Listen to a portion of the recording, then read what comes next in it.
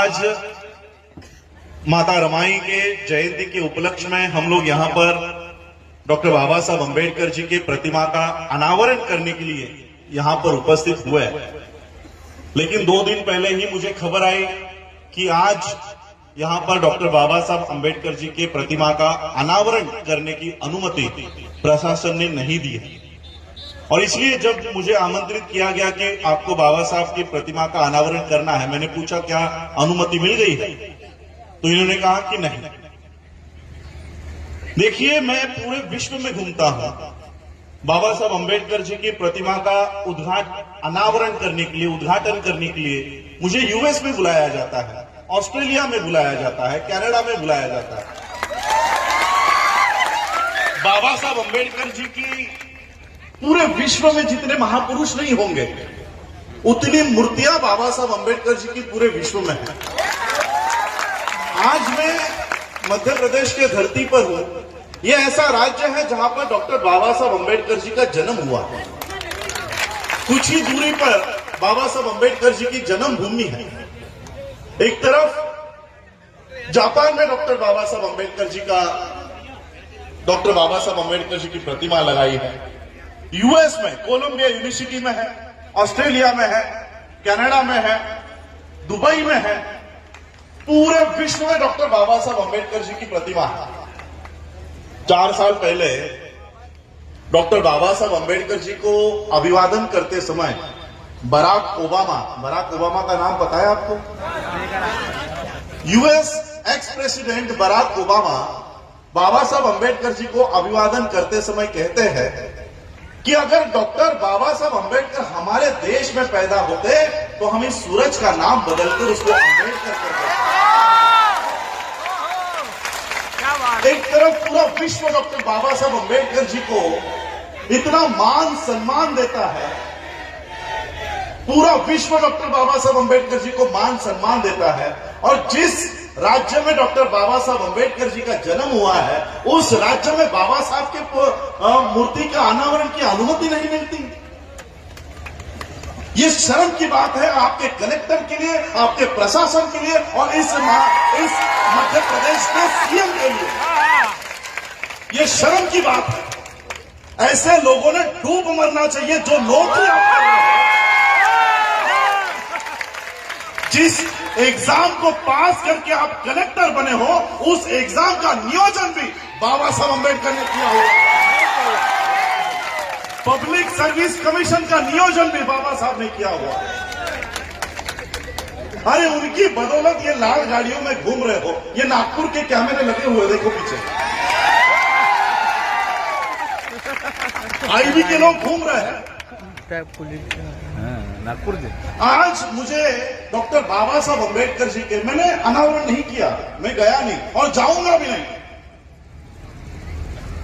जब तक कलेक्टर इज्जत से फिर नहीं बुलाता, तब तक नहीं जाऊंगा।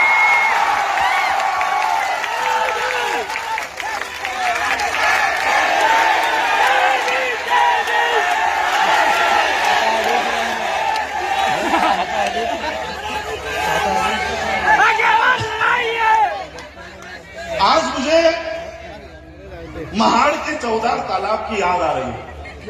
आप लोगों ने पता है, आप लोगों को महाड़ के चौदार तालाब का आंदोलन 1927 में, 20 मार्च 1927 में बाबा साहब अम्बेडकर जी ने ऐसे ही लोगों को इकट्ठा किया और पानी पीने का पहला अधिकार बाबा साहब ने वहां से प्राप्त किया।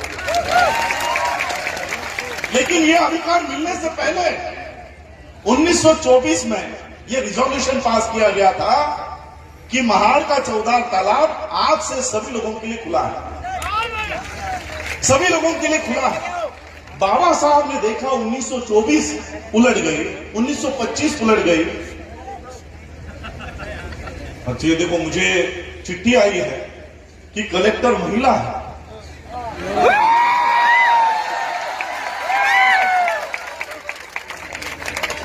इस महिला कलेक्टर को तो 4 बार बाबा साहब को नमन करना होगा। अगर बाबा साहब ने इस देश के महिलाओं को अधिकार नहीं दिया होता तो आज क्या ये महिला कलेक्टर बन पाती? जिस मोहन भागवत के इशारे पर ये लोग काम कर रहे हैं, वो मोहन भागवत महिलाओं के लिए क्या कहता है पता है? क्या ये इस महिलाओं को चूल्हे के सामने ही बैठना चाहिए? ये मोहन भागवत के इशारे पर काम करने वाले लोग ये विचार रखते हैं महिलाओं के लिए। ये अचंभे की बात है कि कलेक्टर महिला होने के बावजूद बाबा साहब के प्रतिमा का अनावरण नहीं हुआ जाता।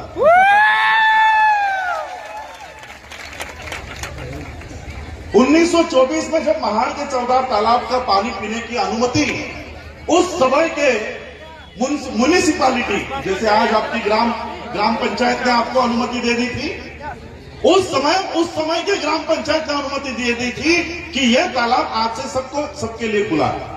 लेकिन वहां का सवर्ण उसको लगा इन लोगों को कैसे अधिकार दे। हमारा समाज डरा हुआ था, हमारे लोग डरे हुए थे। बाबा साहब ने देखा 1924 चली गई, 1925 चला गया, ये लोग इंसान हैं, 2 हाथ 2 पैर वाले इंसान हैं। जानवर पानी पी रहा है लेकिन इंसान पानी नहीं पी रहा। कुत्ता, भेड़, बकरी उस तालाब से पानी पी रहे हैं, लेकिन इंसानों जैसे इंसान ये पानी को हाथ लगाने से डर रहे थे। बाबा साहब ने क्या किया? छोटे मीटिंगें ली, सभा ली और इन लोगों को इकट्ठा किया, इन लोगों में जान फूकी और 20 मार्च 1927 को इन सभी को इकट्ठा करके बाबा साहब उस महाड़ के 14 तालाब पर गए। पहले बाबा साहब ने पानी पिया और बाबा साहब को देखते देखते 50,000 लोगों ने पानी पिया। ये पानी पीने का आंदोलन बाबा साहब नहीं कर रहे थे। आज आप यहां पर बाबा साहब की प्रतिमा का अनावरण कर रहे हो। आज आपको पता चलेगा ये बाबा साहब के प्रतिमा का अनावरण का कार्यक्रम हो ही नहीं रहा है। अब ये कुछ और ही हो रहा है। वो क्या हो रहा है मैं आपको थोड़ी देर में समझाऊंगा। बाबा साहब ने देखा कि ये जो लोग इंसान हैं, जानवर बिना डरे पानी पी रहा है और इंसान डरा हुआ है। बाबा साहब ने पानी पीने का आंदोलन नहीं किया, मरे हुए लोगों को जिंदा करने का काम बाबा साहब ने उस समय किया।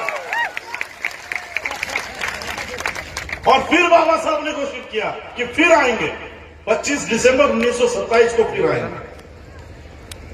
और फिर बाबा साहब 25 दिसंबर को उस महाड़ के 14 तालाब के लिए निकले। जैसे ही वहां पर पहुंचे, पुलिस वाला बाबा साहब को मिलने के लिए आया और पुलिस वाले ने कहा, अंग्रेज पुलिस वाले ने कहा कि बाबा साहब, सवर्णों ने कोर्ट में याचिका दायर की है कि आप ये 14 तालाब का पानी नहीं पी सकते और वहां पर स्टे ऑर्डर आया है। इसलिए अगर आप वहां पर जाते हो तो मुझे आपको अरेस्ट करनी होगी और बाकी सभी कार्यकर्ताओं को अरेस्ट करना होगा। बाकी सभी कार्यकर्ताओं ने कहा कि बाबा साहब, हम जेल में बैठने के लिए तैयार हैं, हम उस 14 तालाब पर जाएंगे। बाबा साहब सोच रहे थे कि क्या किया जाए, क्या किया जाए। अंग्रेज अधिकारी कह रहा था कि बाबा साहब, हम आपके अधिकार के खिलाफ नहीं हैं, बल्कि हमने ही तो आपको अधिकार दिया था। लेकिन यहां के सवर्णों ने आपके खिलाफ कोर्ट में याचिका की है और आपको रोक लगाई।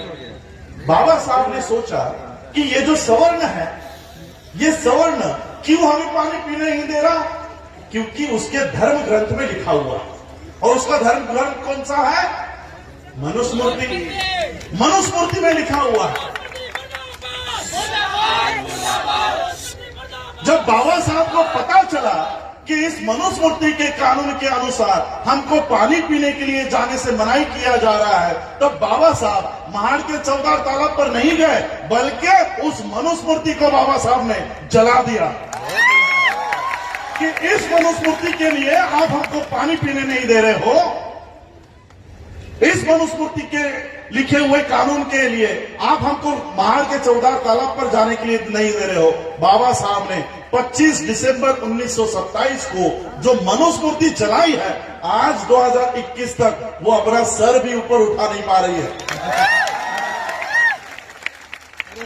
अब यही प्रसंग 2021 में थोड़ा सा ज्वाइन करके देखो।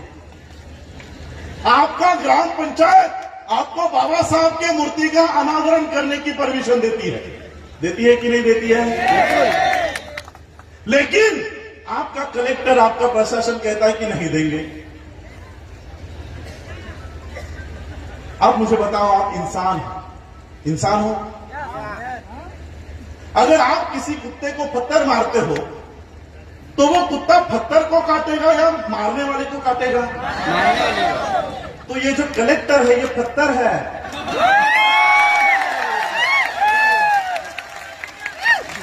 कलेक्टर जो है सिर्फ पत्थर है, मारने वाले हाथ दूसरे हैं। हमें कलेक्टर, एसपी, डीएसपी इनके साथ कोई बैर नहीं है, ये तो किसी और के गुलाम हैं। बाबा साहब अगर उस समय 1927 में अड़ जाते कि नहीं हमें पानी पीने के लिए जाना है, तो बाबा साहब मनुस्मृति नहीं जलाते। और आज भी हम लोगों को बाबा साहब ने उस समय मनुस्मृति की व्यवस्था को जलाया, जो आज तक सर ऊपर नहीं उठा पा रही है। और आज भी हमें जिस व्यवस्था ने हमको बाबा साहब अंबेडकर जी की मूर्ति के अनावरण से रोका है, हमें आज उस व्यवस्था को जलाना होगा। और आने वाले 100 साल तक जो व्यवस्था इस देश में बन रही है वो फिर से नाम लेने के लिए भी शेष नहीं बचेगी। ऐसी व्यवस्था हमको आज से करनी होगी कि आने वाले 100 साल के बाद भी बीजेपी, आरएसएस नाम का कोई संगठन था, ये भी हमारे लोगों को याद नहीं होना चाहिए। देखिए आज की व्यवस्था में, देखिए आज यहां पर मेनगांव पिपराटा में आप बाबा साहब के मूर्ति का अनावरण कर रहे हैं।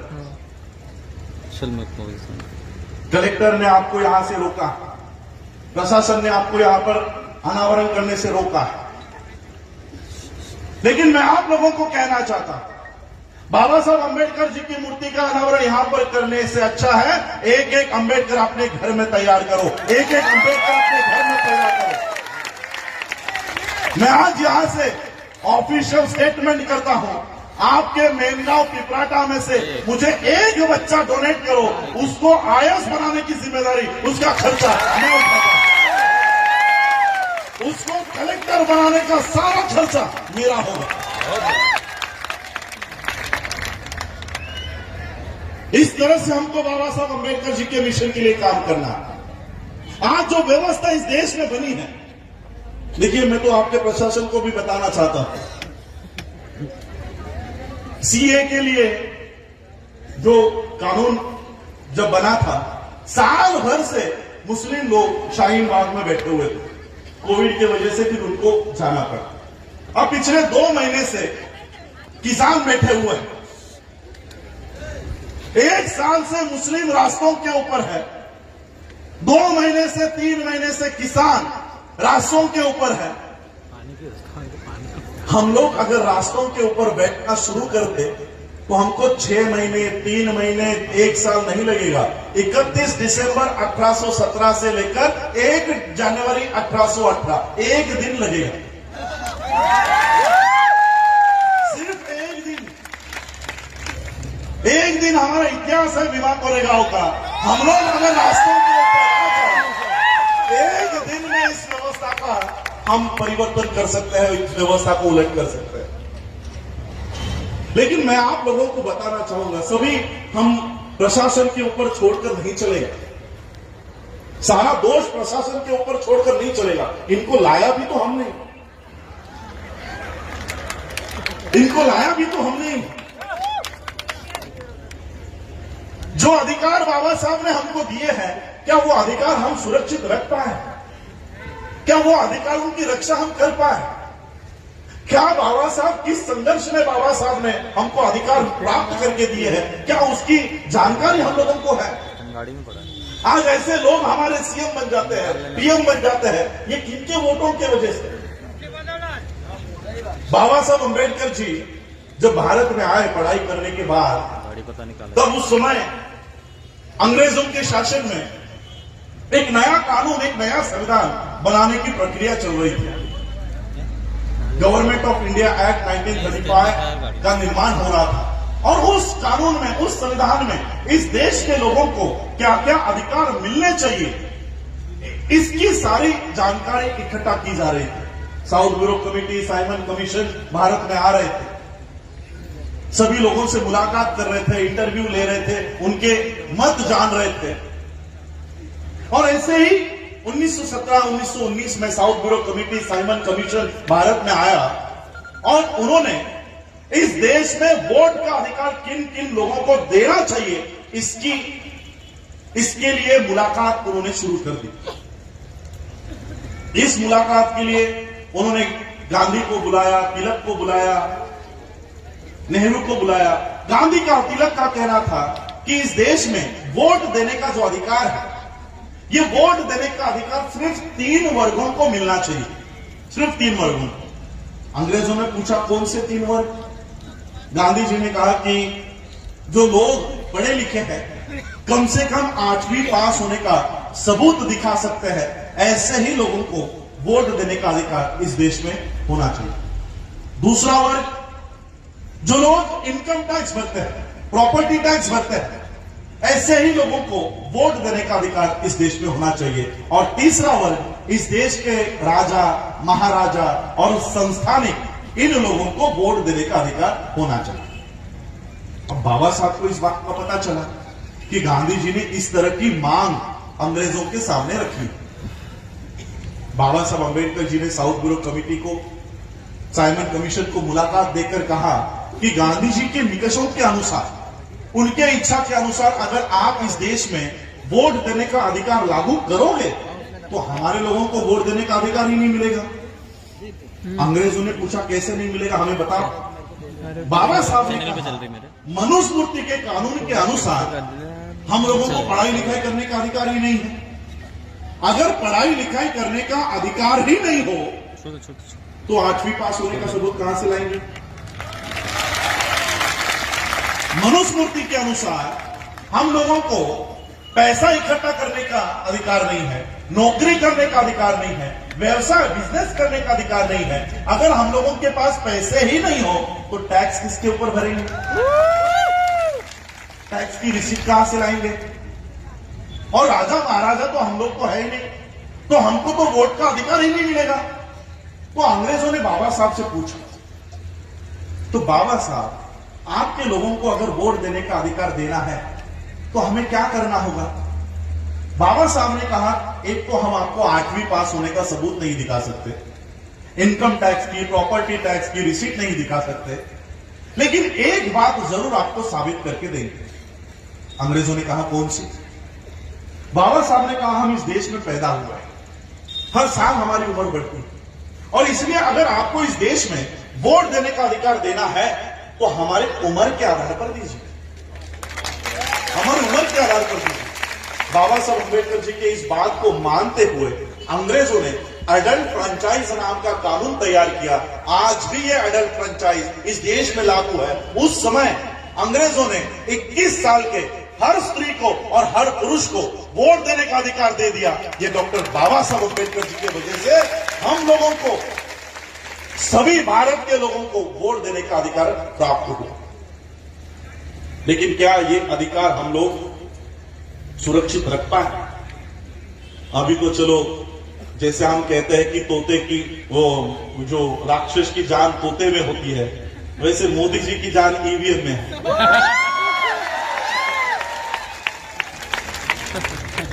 तो ये ईवीएम का टेटवा जैसे ही दबेगा, बीजेपी गिरते गिरते गिरते गिरते 0 हो जाएगा। लेकिन शुरुआत से 1952 में पहली इलेक्शन हुई, क्या उस समय से लेकर आज तक हम अपने अधिकार को बचा पाए? कांग्रेस के एक ज्येष्ठ कृपलानी नाम के कार्यकर्ता थे, सांसद थे, वो बाबा साहब को मिलकर उन्होंने कहा कि बाबा साहब, आपने इतने मेहनत से, इतने संघर्ष से इन लोगों को वोट का अधिकार दे दिया, आपके लोगों को वोट का अधिकार दे दिया, लेकिन आपके लोग तो गरीब हैं, आपके लोग लाचार हैं, वो लोग अपने वोट का अधिकार बेच देंगे और उनके वोट हम खरीदकर अपनी सत्ता बना लेंगे, हम अपनी सत्ता बनाएंगे, तब आपका यह अधिकार खत्म हो जाएगा, आपका संघर्ष माटी में मिल जाएगा। बाबा साहब ने उस कृपलानी को जवाब दिया, कृपलानी मैं जानता हूं कि मेरे लोग गरीब हैं, मैं जानता हूं कि मेरे लोग लाचार हैं, लेकिन जिस दिन मेरे लोगों को मेरे संघर्ष के बारे में पता चल जाएगा, उस दिन तुमसे बड़ा भिखारी इस देश में कोई नहीं होगा। बाबा साहब अंबेडकर जी ने हम लोगों को वोट का अधिकार दे दिया, लेकिन हमारे पुरुषों ने वो वोट का अधिकार शराब पर बेच दिया, शराब के लिए बेच दिया। मैं आप लोगों को बाबा साहब के कुछ किस्से बताता।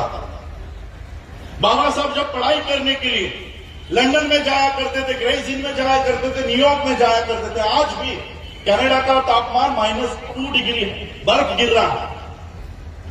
एक ऐसे क्लाइमेट में, ऐसे हालात में बाबा साहब वहां पर रहा करते थे। इतनी ठंड में वहां के डॉक्टर्स बाबा साहब को आकर कहते थे कि बाबा साहब, इतनी ठंड में अगर आप जिंदा रहना चाहते हो तो ये डॉक्टर ब्रांडी, ये शराब दवाई के तौर पर तो लीजिए, दवाई के तौर पर। जीने मरने का प्रसंग होने के बावजूद बाबा साहब ने कभी शराब के एक बूंद को हाथ नहीं लगाया। और उन्हीं बाबा साहब अंबेडकर जी के वोट के अधिकार को हम शराब पे बेचाते हैं। क्या मोदी से पहले हम कसूरवार नहीं है? क्या हम दोषी नहीं है? और हमारी महिला वो सोचती होगी, हाँ हमारे पुरुषों ने बेच दिया, हमने नहीं बेचा। महिलाओं के वोट का अधिकार कैसे छीना पता आप लोगों को? साड़ियों के साड़ियां बांटते, साड़ियां बांटते, साड़ी लेके जाओ, वोट देके जाओ। मैं आज माता रमाई के जयंती के उपलक्ष्य में हम लोग यहां पर बाबा साहब की मूर्ति का अनावरण करने के लिए आए हैं। माता रमाई की एक याद बताता हूं। बाबा साहब जब पीएचडी होकर बंबई लौट रहे थे, तब बाबा साहब के कार्यकर्ताओं को पता चला कि बाबा साहब इस बोट से आने वाले हैं, और जैसे ही बाबा साहब मुंबई में उतरेंगे, उनका सत्कार हम आयोजन करते हैं। बाबा साहब अंबेडकर जी के सत्कार के आयोजन का कार्यक्रम शुरू हुआ। घर पर माता रमाई को पता चला कि मेरे पति आने वाले हैं और उनका सत्कार होने वाला है। माता रमाई ने एक छोटी सी इच्छा व्यक्त की, क्या कि अपने पति का, मेरे पति का सत्कार मुझे अपनी आंखों से देखना है। एक छोटी सी इच्छा माता रमाई ने व्यक्त की कि मेरे पति का सत्कार मुझे होते हुए देखना है। लेकिन माता रमाई की समस्या क्या थी पता? माता रमाई की एक समस्या थी कि उनके पास एक भी अच्छी साड़ी पहनने के लिए नहीं थी। जो साड़ी उन्होंने पहनी हुई थी वो 7 जगहों से फटी हुई थी। अब पीएचडी प्राप्त करके आए हुए बाबा साहब अंबेडकर जी का सत्कार होने वाला है, और उनकी पत्नी ऐसे फटे साड़ी में जाए, अच्छा लगेगा? माता रमाई सोच रहे थे कि मैं कैसे जाऊं बाबा साहब का सत्कार देखने के लिए, मैं कैसे जाऊं अपने पति का सत्कार इस फटे हुए हाल में। लोग बाबा साहब को ताना देंगे कि देखो अपने पत्नी को किस हालत में रखा। माता रमाई सोच रहे थे कि मैं कैसे जाऊं। तब माता रमाई को याद आया कि छत्रपति शाहू महाराज जी ने बाबा साहब अंबेडकर जी का सत्कार करते समय एक पगड़ी उनको पहनाई थी, पगड़ी, और वो पगड़ी उन्होंने संभाल कर ट्रंक में रखी हुई। माता रमाई ने वो ट्रंक खोली, वो पगड़ी निकाली, और जहां जहां पर वो साड़ी फटी है वहां पर लपेट कर माता रमाई बाबा साहब का सत्कार देखने के लिए गए। अब पति का सत्कार हो रहा है तो पत्नी ने मंच पर आकर बैठकर देखना चाहिए, लेकिन माता रमाई मंच पर नहीं आई। कम से कम पहले रो में बैठकर, वहां पर भी माता रमाई नहीं आई। जहां पर बाबा साहब का सत्कार चल रहा था, वहां पर एक पेड़ के पीछे छुप छुप कर बाबा साहब का सत्कार माता रमाई देख रहे थे, चुप चुप कर। अब बाबा साहब का ध्यान पूरे समाज पर। उन्होंने उतनी भीड़ में देखा कि मेरी पत्नी पेड़ के पीछे छुप छुप कर मेरा सत्कार देख रही है, और वो छुपकर ही क्यों देख रही है, इसकी वजह भी बाबा साहब को पता चली कि माता रमाई आगे क्यों नहीं आ रही। बाबा साहब अम्बेडकर जी का सत्कार संपन्न हुआ। बाबा साहब मन से नीचे उतरे और उस पेड़ के दिशा में चलते हुए गए। माता रमाई का हाथ अपने हाथ में लिया और माता रमाई से कहा, रामू रामू, मुझे अगर तेरे अकेले का संसार करना होता तो मैं वो सोने जैसा करता। मुझे अगर तेरे अकेले का संसार करना होता तो मैं वो सोने जैसा करता, लेकिन मुझे मेरे इस समाज का संसार खड़ा करना है, इसलिए मैं तुझे न्याय नहीं दे पाया, इसलिए मैं तुझे न्याय नहीं दे पाया। आज आप इस कार्यक्रम में आने के लिए घर में सबसे अच्छी साड़ी पहनकर आए थे, है ना। बंबई में, मेट्रोपॉलिटन सिटीज में हमारे महिलाओं की परिस्थिति इतनी बदल गई है कि वो जो कबोर्ड होता है, अलमारी खोलते ही धड़ाम करके साड़ियां नीचे गिर जाती है। ये परिवर्तन कैसे हुआ पता है? माता रमाई अगर उस समय फटी हुई साड़ियां नहीं पहनती तो आज भी आपके शरीर पर अच्छी साड़ियां नहीं आती। ये माता रमाई का त्याग है, ये माता रमाई का बलिदान है। इसी माता रमाई के त्याग को, बाबा साहब के बलिदान को हम साड़ियों पे बेच आ गए, साड़ियों पे बेच आ गए। और हमारा युवा 100 रुपए के लिए, 200 रुपए के लिए, 500 रुपए के लिए चाहे जिस पार्टी का झंडा अपने गाड़ी पे लगाता है, घूमता रहता है। आज कांग्रेस का झंडा, कल बीजेपी का झंडा, 100-200 रुपए के लिए हमारे लोग किसी और का झंडा हाथ में लेकर उसका प्रचार करते रहते। सोचिए, अगर पैसे कमाने के लिए अगर बाबा साहब अम्बेडकर सोचते कि अभी मेरी बैरिस्ट्री हो गई है, मेरी पीएचडी हो गई है, अब मुझे मेरे परिवार के लिए पैसे कमाने हैं, अगर बाबा साहब उस समय नौकरी या व्यवसाय करते, बिजनेस करते, हर साल इस देश में अमीरों की सूची बनाई जाती है कि इस देश का सबसे अमीर कौन। हर साल अमीरों की सूची में अंबानी का नाम पहले क्रमांक पर होता है। उस समय अगर बाबा साहब अम्बेडकर सोचते कि मुझे नौकरी कर लेनी चाहिए, पैसा कमाना चाहिए, तो मैं आज गारंटी से कहता हूं कि आज 2021 में भी सबसे अमीरों के सूची में अंबानी का नहीं, अम्बेडकर का नाम पहले क्रमांक पर होगा। इतने पैसे डॉक्टर बाबा साहब अम्बेडकर कमा सकते थे, लेकिन मुझे अभिमान है, मुझे गर्व है इस बात पर कि डॉक्टर बाबा साहब अम्बेडकर जी ने अपने परिवार के पालन पोषण के लिए नौकरी या व्यवसाय नहीं किया। नौकरी या व्यवसाय किया होता तो आज मेरे पास करोड़ों रुपए होते, मेरा जन्म लंदन या अमेरिका में हुआ होता। लेकिन बाबा साहब ने नौकरी व्यवसाय किया नहीं, उसके बदले में ये करोड़ों का समाज बाबा साहब तैयार करके गए। इसलिए हम लोगों को बाबा साहब अम्बेडकर जी ने दिए हुए हक और अधिकार को सुरक्षित रखना। क्या कहते हैं बाबा साहब कि मैंने जो तुमको ये अधिकार दिया है वोट का, इसे नमक या मिर्ची जैसा मत समझो। इससे पहले आपके ऊपर राज करने वाला राजा रानी के पेट से तैयार होता था, अब आप लोगों में से तैयार होगा, वोट पेटी में से तैयार होगा। ये बाबा साहब ने आप लोगों को वोट का अधिकार दिया, इसे कम मत समझो। आज इस वोट के अधिकार को जीरो कर दिया गया। जिस सत्ता को हम लोग वोट देकर चुनकर लाते हैं, ये उसके बाद पैसों से एमएलए को खरीद कर नई सत्ता बना देते हैं। जीरो हो गया ना आपका वोट का अधिकार, जीरो कर दिया गया। और इसलिए आज हम लोगों को बाबा साहब अम्बेडकर जी ने दिए हुए हक और अधिकार को सुरक्षित रखने का, इतने सालों में बाबा साहब अम्बेडकर जी के जाने के बाद क्या हमने कोई नया अधिकार प्राप्त किया है? तो कम से कम जो बाबा साहब ने दिया है उसे तो हमको बचाना चाहिए। बाबा साहब स्टैच्यूज में नहीं है, बाबा साहब मूर्तियों में नहीं है, बाबा साहब किताबों में है, संविधान में है, उनके राइटिंग स्पीचेस में है, वहां पे बाबा साहब। आज क्यों डर लगता है इस शासन को, प्रशासन को, बाबा साहब अम्बेडकर जी के स्टैच्यूज से क्यों डर लगता है? क्यों डर रहे हैं ये? उनके 33 करोड़ देवी देवता ढो रहे हो ना आप लोग।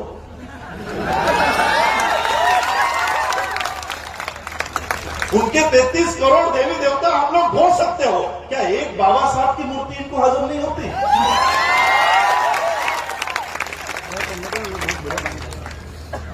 इन्हें डर है, इन्हें डर है कि बाबा साहब के विचार ये आने वाली जनरेशन को अगर पता चल जाए तो ये 33 करोड़ देवी देवता आपके घरों में कभी प्रवेश नहीं कर पाएंगे। इन्हें डर लगता है इस बात का।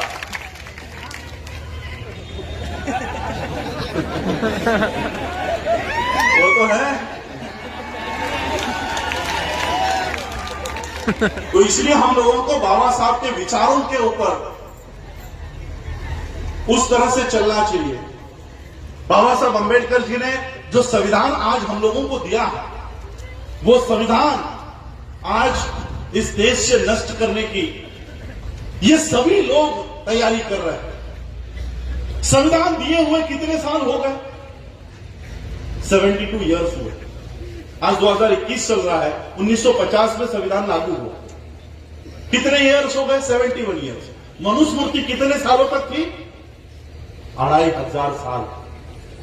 कितने साल? 2500 साल। और संविधान कितने साल का है?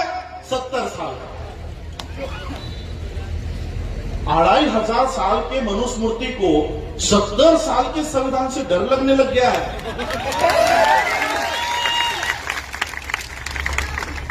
1950 में जब संविधान लागू हुआ, अगर समझो उस समय हमारा एक बच्चा पैदा हुआ है तो आज वो कितने साल का होगा? 70 साल का। यानी सिर्फ एक ही पीढ़ी सिर्फ संविधान के दायरे में आई है। अभी तो हमारी दूसरी पीढ़ी संविधान के दायरे में आई भी नहीं है। मनुस्मृति में कितनी पीढ़ियां गई हमारी? हजारों पीढ़ियां गई। 25,500 साल औसतन उम्र अगर हम सोचते हैं कि 100 साल की उम्र हमको उस समय मिलती होगी, तो 25 पीढ़ियां हमारी मनुस्मृति में थी। तो एक पीढ़ी से इतना डर क्यों लग रहा है? रिजर्वेशन बंद कर दो, एयरपोर्ट बेच दो, रेलवे बेच दो, बीपीसीएल बेच दो। आपको लगता होगा प्राइवेटाइजेशन चल रहा है। नहीं, ये प्राइवेटाइजेशन नहीं है। ये संविधान को उस क्षेत्र से हटाने का काम चल रहा है।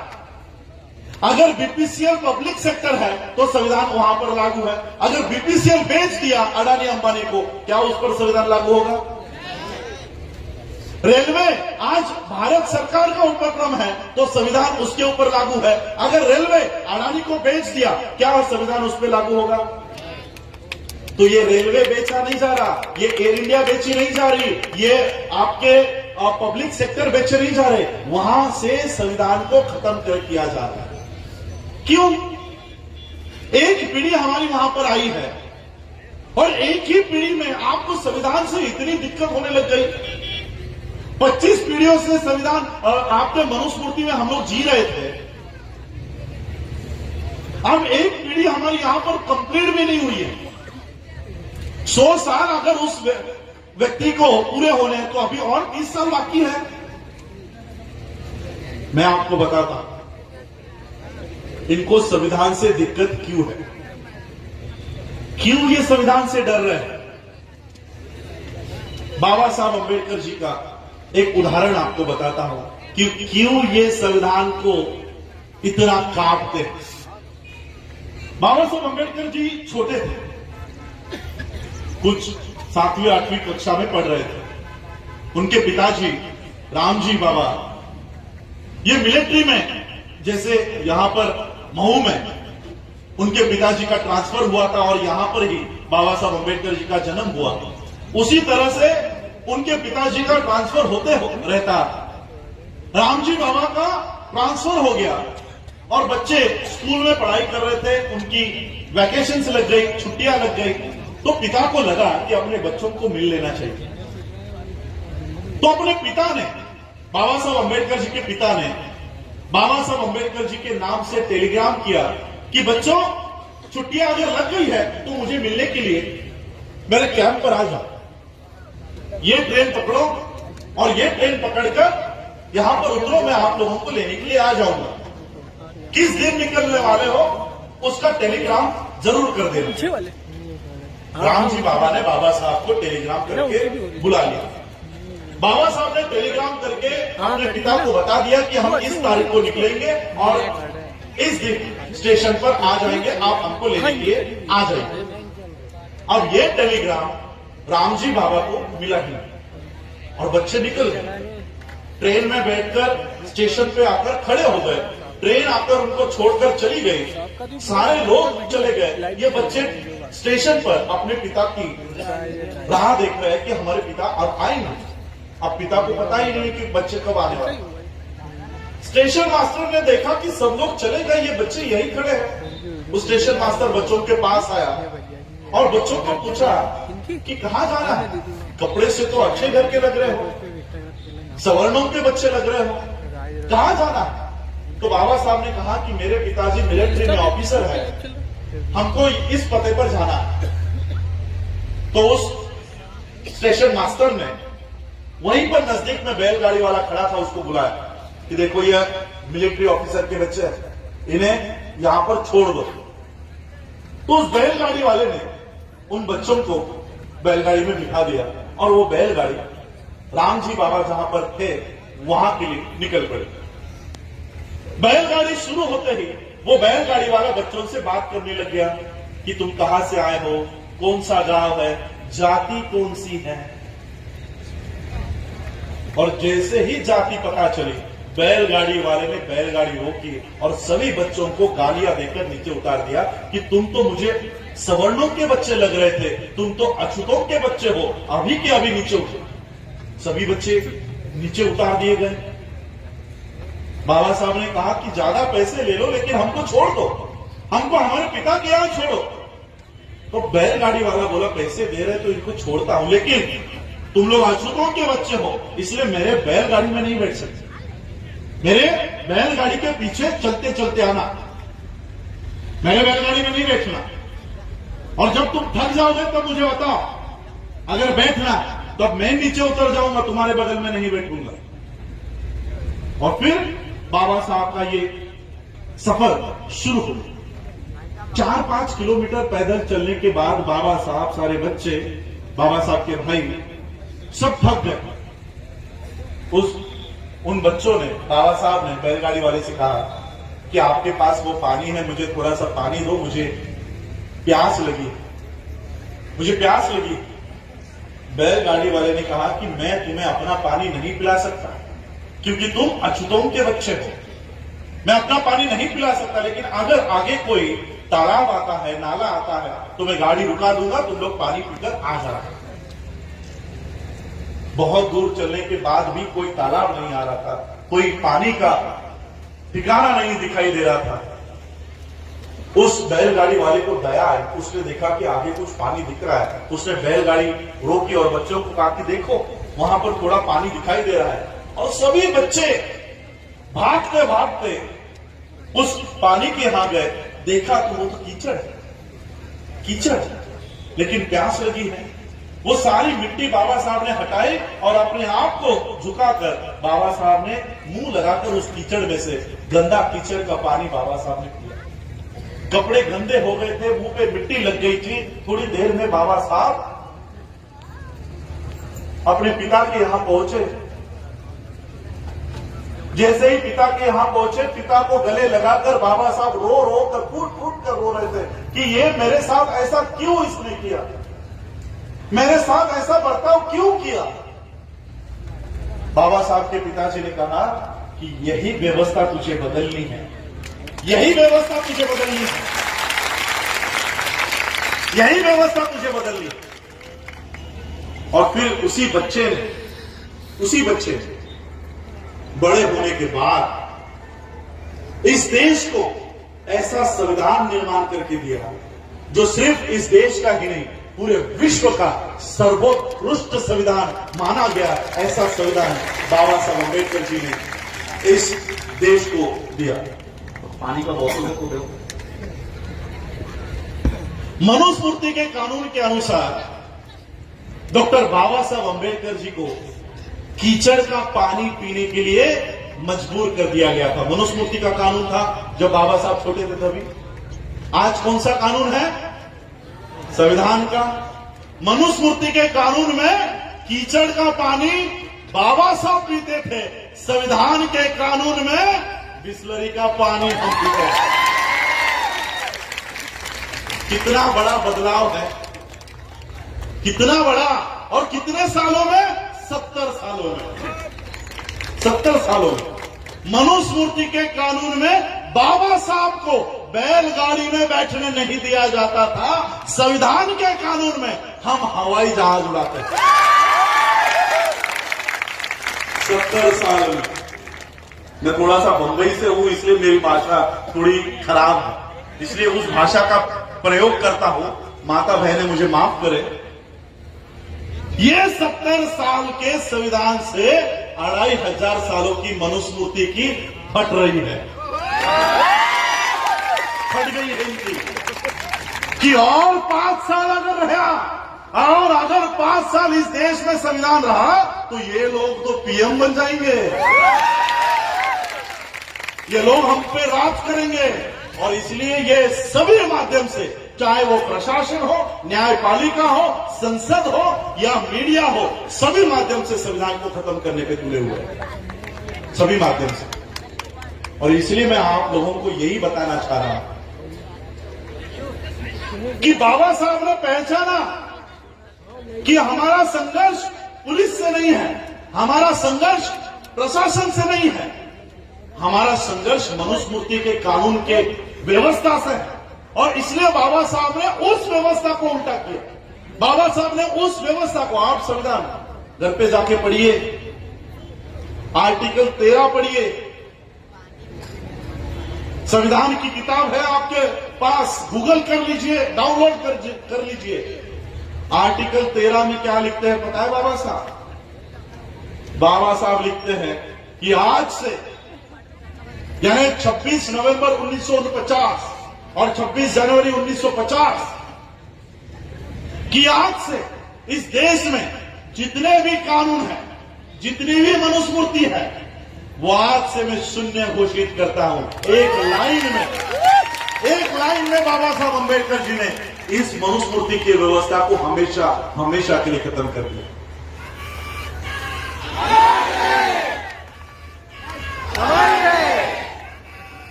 मुझे दुख इस बात का है कि आज मैं मध्य प्रदेश में आकर भी बाबा साहब अंबेडकर जी के मूर्ति का अनावरण नहीं कर पा रहा,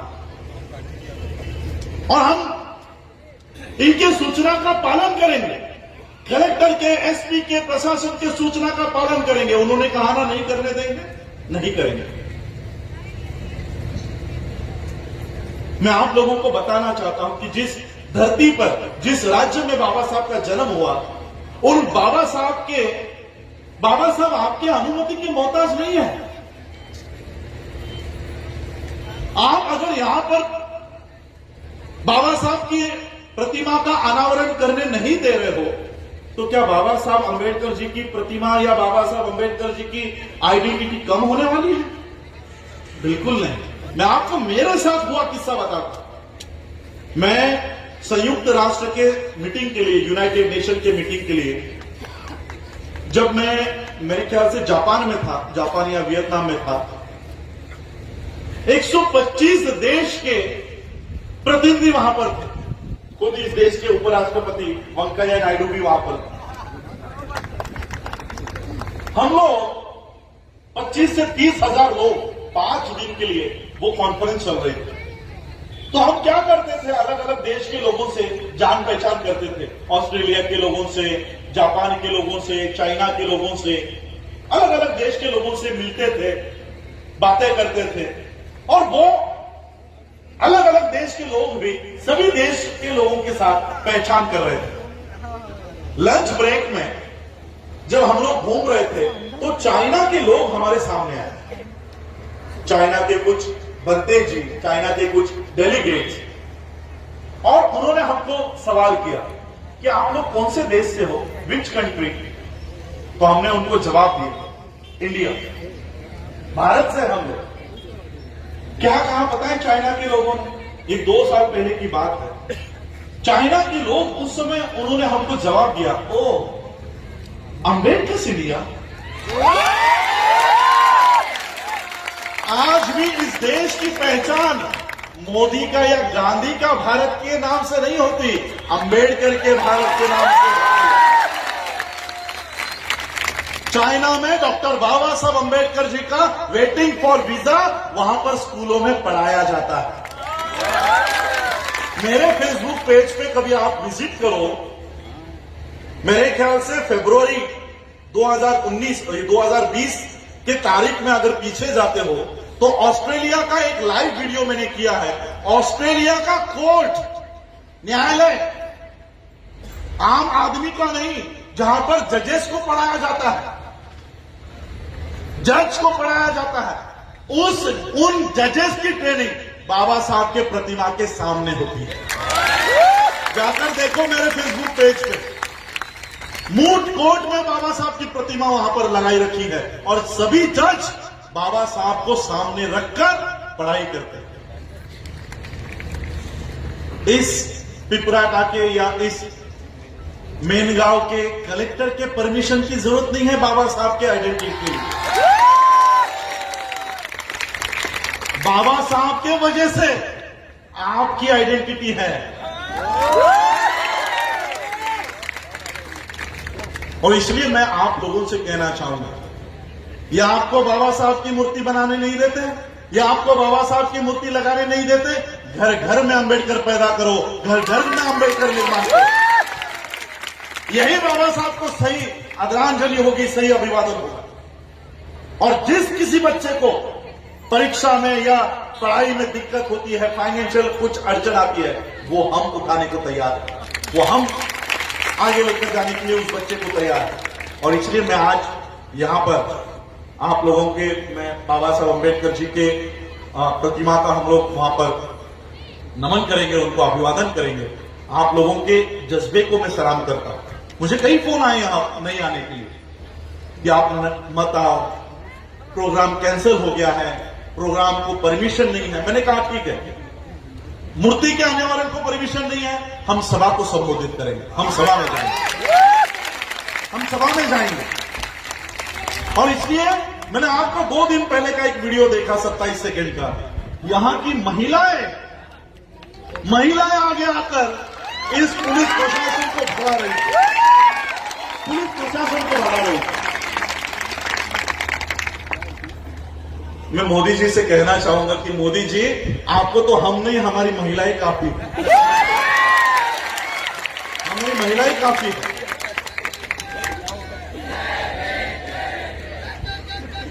और इसलिए आज, क्योंकि मुझे और आगे 3 घंटा और कुछ बोलना है, कुछ मैसेज देना है, तो बोल दीजिएगा, क्योंकि फिर आएंगे हम लोग वापस बाबा साहब अंबेडकर जी के। अच्छा, ये तो बहुत लंबे चलेंगे टॉपिक्स, ये मुझे बहुत देर हो जाएगी इसमें। Freedom of expression, labour laws, बहुत मैंने आपको संक्षिप्त में समझाया क्यों ये संविधान में, ये सारे अधिकार संविधान में। आपके शिक्षा का अधिकार, बाबा साहब ने संविधान में लिखा है कि 4 साल के बच्चे से लेकर 16 साल की उम्र तक इस देश में बच्चों को सरकार सिखाएगी, स्टेट की जिम्मेदारी होगी। आर्टिकल खत्म कर दिया।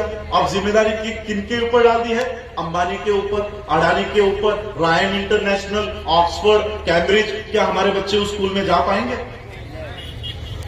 तो इस तरह से लेबर लॉ हो, फ्रीडम ऑफ एक्सप्रेशन हो, ये सारे धीरे धीरे धीरे धीरे खत्म किए जा रहे हैं। इसलिए मैंने कहा कि शाहीन बाग के लोग 6 महीने 9 महीने रास्तों के ऊपर बैठे हैं, फार्मर्स, किसान 3 महीने से बैठे हैं। हमको 1 दिन नहीं लगेगा, हमको 1 भी दिन नहीं लगेगा। भीमा कोरेगांव का इतिहास हमारा इतिहास है, हमको 1 दिन नहीं लगेगा। हमारे संविधान के साथ, हमारे साथ छेड़खानी आप लोग मत कीजिए। और मैं आप लोगों को बताना चाहता हूं, मैं ये जो नागपुर के कैमरे यहां पर लगे हैं उनको भी बताना चाहता हूं, मैं उनको डायरेक्ट मोहन भागवत को ये मैसेज देना चाहता हूं कि भागवत जी, हमारी दुश्मनी ना तो मोदी से है ना तो अमित शाह से। हम मोदी को हटाने के लिए काम नहीं कर रहे, हम अमित शाह को हटाने के लिए काम नहीं कर रहे। मैंने जैसे आपको कहा ना, ये तो पत्थर है, ये तो पत्थर है, पत्थर को कौन काटेगा? हम किसको हटाने के लिए काम कर रहे हैं? भागवत जी, थोड़ा सा मैं नीचे होता हूं कैमरा में नीचे आने के लिए। भागवत जी, मैं आपको बताना चाहता हूं, मोहन भागवत, कान खोलकर सुन ले, हम मोदी को या अमित शाह को हटाने के लिए काम नहीं कर रहे, बल्कि मोदी और अमित शाह जिस फैक्ट्री में तैयार होते हैं उस फैक्ट्री को हटाने का काम कर रहे हैं, उस फैक्ट्री को। और मेरे पास सबूत है कि आरएसएस ये आतंकी संगठन है, टेररिस्ट ऑर्गेनाइजेशन। मुझे बताओ, यहां पर पुलिस वाले भी हैं, क्या किसी के घर में बंदूक मिली तो वो टेररिस्ट है कि नहीं? है ना? किसी के घर में तलवार मिली तो वो टेररिस्ट है कि नहीं? तो फिर संघ में AK-47 की पूजा आप लोगों ने देखी कि नहीं देखी? संघ के मुख्यालय में तलवारों की पूजा इस देश का प्रधानमंत्री करता है कि नहीं करता है? क्या किसी का भी लाइसेंस, AK-47 का लाइसेंस भागवत के पास है? तो क्या भागवत का ऑर्गेनाइजेशन टेररिस्ट ऑर्गेनाइजेशन है या नहीं है? तो वही तो मैं बता रहा हूं कि ये टेररिस्ट ऑर्गेनाइजेशन है। और मैं यहां नहीं बता रहा हूं, ये बात मैंने लिखकर यूनाइटेड नेशन को दी है कि इसको बंद करवाओ, ये टेररिस्ट ऑर्गेनाइजेशन। यहां किसको देना है? प्रेसिडेंट को,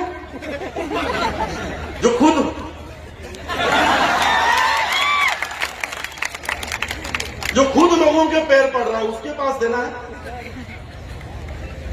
इसलिए ये सारी बातें, मैं तो चाहता हूं कि पुलिस वाले मुझे अरेस्ट करें, मैं तो चाहता हूं कि आप अरेस्ट करो। मैं सिर्फ बाबा साहब का परपोता नहीं हूं, वर्ल्ड फेलोशिप ऑफ बुद्धिस्ट का सेक्रेटरी भी हूं, 125 देशों का सेक्रेटरी हूं। तब मैं बताऊंगा कि भारत में मैं बौद्ध धर्म का प्रचार प्रसार करने के लिए मुझे जेल में डाला जाता है, तब पूरा विश्व मेरे लिए खड़ा होगा।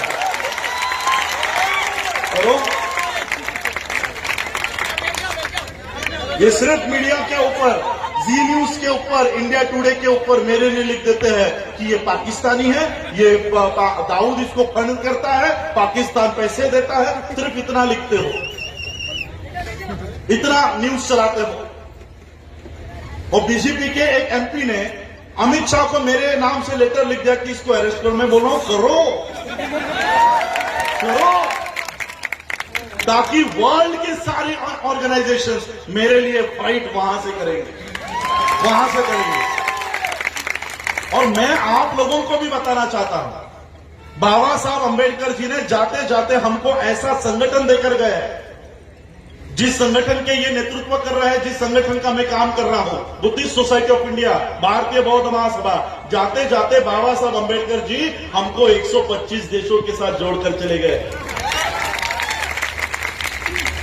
इस देश के नालायक लोगों के हाथों में अगर देश चला गया तो डरो मत, ये 125 देश तुम्हारे समर्थन में खड़े हो जाएंगे,